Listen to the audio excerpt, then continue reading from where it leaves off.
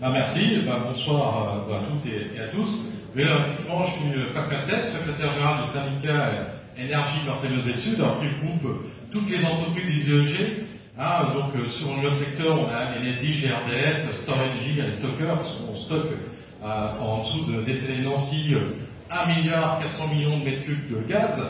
Et on a aussi les copains du RTE, GRT Gaz et les prestataires de services. Voilà, donc on a vraiment un syndicat qui regroupe tous les énergéticiens du secteur. Effectivement, les camarades sont dans la bataille, mais on veut lier cette bataille sur les retraites qui impacte aussi nos régimes spécifiques. Et Aurélien, les copains chez nous, l'a dit tout à l'heure, effectivement, le gouvernement a annoncé la fin de notre régime spécifique des électriciens et gaziers, en mettant en avant qu'il y aura la clause du compère, mais pour nous, c'est niet pour les actifs et les inactifs, puisque effectivement, maintenant on a bien compris que d'ici 5 ans, notre régime c'est terminé, le statut c'est terminé, donc aujourd'hui, les électriciens et gaziers sont dans la bataille, en plus par rapport à cette situation. Mais pourtant, nous avons voulu lier aussi notre action avec ce qu'on porte depuis 2019, c'est le plan progressiste de l'énergie qui a été travaillé avec plusieurs partis, on va dire, de gauche, en mettant en avant le retour au service public de l'énergie avec la baisse de la TVA, l'accès à l'énergie pour tous, l'impact sur l'emploi, le climat, la baisse de la facture, et aussi l'accès au statut de l'énergéticien pour tous les acteurs de l'énergie.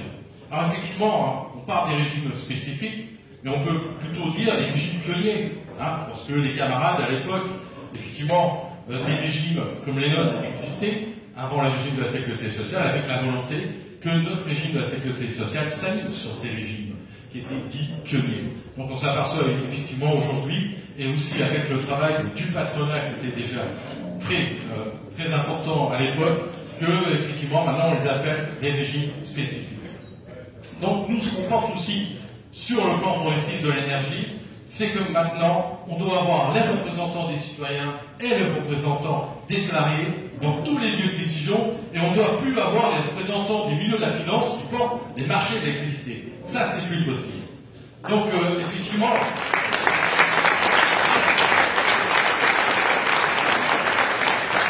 on a aussi la volonté, dans la suppression du régime spécifique, qui est le nôtre, qui est excédentaire, solidaire, puisqu'il dépasserait l'existe pour faire la solidarité avec le régime général, puisque tous les ans, une partie des excédents vont dans le régime général, mais qui en même temps porte cette notion de pénibilité qui n'existe pas dans beaucoup de métiers. Donc les électriciens et gaziers sont environ joués dans la bataille entre 54% et 80% de grévistes, en tout cas sur le secteur de Meurthe-et-Moselle, et sur la reconduction, puisque aujourd'hui, on reconduisait le mouvement qui avait été décidé dans la manifestation, puisqu'on a eu une AG des grévistes, et on a décidé de porter une initiative un peu différente, mais aussi pour avoir cette image un peu particulière qui rassemble, parce que je ne vous cache pas que parmi les électriciens gaziers, ça commence à énerver. Le but, c'est effectivement une perte du statut, donc l'objectif, c'est de continuer aussi à avoir une mobilisation dans la rue, comme on fait actuellement, mais aussi pouvoir avoir des initiatives en dehors de la rue pour pouvoir maintenir toujours cette pression sur le gouvernement. Donc ce matin, on a décidé de faire une mise à disposition d'énergie gratuite, c'est-à-dire de l'électricité, à la collectivité locale sur Pléno-les-Pont-à-Mousson, et plus particulièrement pour la maison des sociétés, le foyer Ambroise-Croizat, c'est-à-dire que, effectivement, on a déposé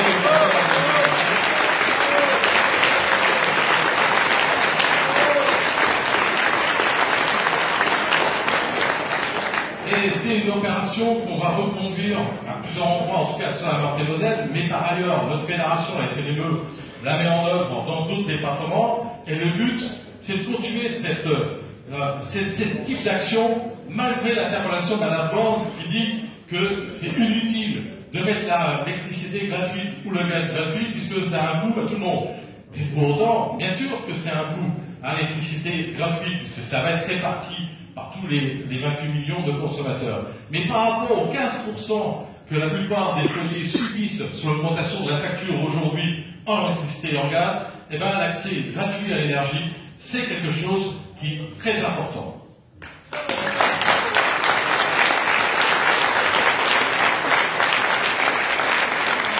Donc l'objectif quand même, c'est pour ça que nous on va continuer ce genre